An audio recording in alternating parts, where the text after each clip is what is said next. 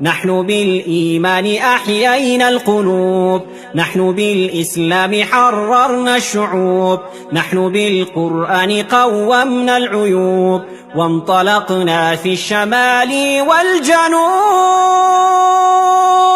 ننشر النور ونمحو كل هون، مسلمون مسلمون مسلمون. السلام عليكم ورحمة الله وبركاته. daawadayaal soo dhawaada muuqaalka maanta waxaan uga hadlaynaa 10 saxaabi ee jannada loogu bishaareeyay ayagoo nool. saaxiib, booqashadadii kuugu horeysay ee janaalka Dalnuursha Tube aad soo booqato haddii ay tahay subscribe inoo saar, mahadsanid.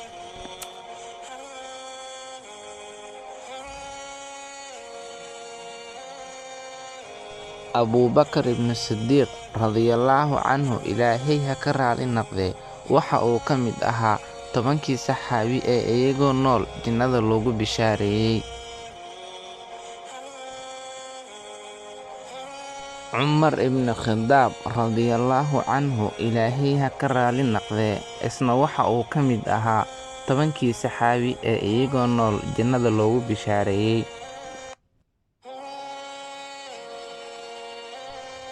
Cusmaan bin Affan radiyallahu canhu isna waxa uu ka mid ahaa 10kii saxaabi ee jannada loogu bishaareeyay iyagoo nool.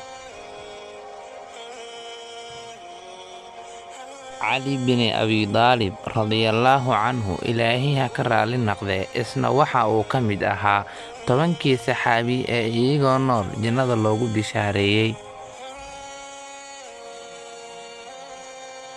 Dalxa bin Cubaydillah radiyallahu canhu Ilaahay ha ka raali noqdee isna waxa uu ka mid ahaa 10kii saxaabi ee iyagoo nool jannada loogu bishaareeyay.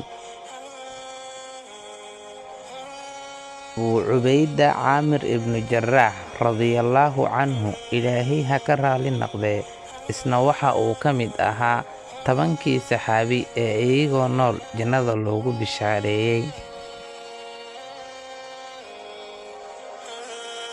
Cabdiraxmaan bin Cawf radiyallahu canhu Ilaahay ha ka raali noqdee isna waxa uu ka mid ahaa 10kii saxaabi ee iyagoo nool jannada loogu bishaareeyay.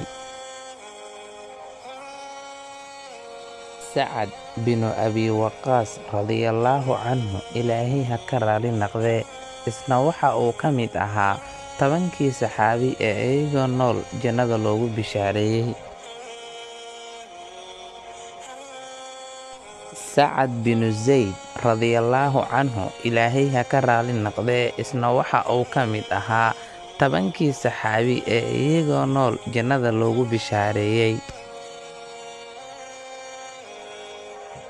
Zubayr bin Cawaam radiyallahu canhu Ilaahay ha ka raali noqdee isna waxa uu ka mid ahaa 10kii saxaabi ee jannada loogu bishaareeyay.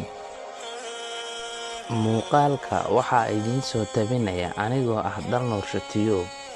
Tan iyo muuqaalka xiga, sidaa iyo nabadgelyo.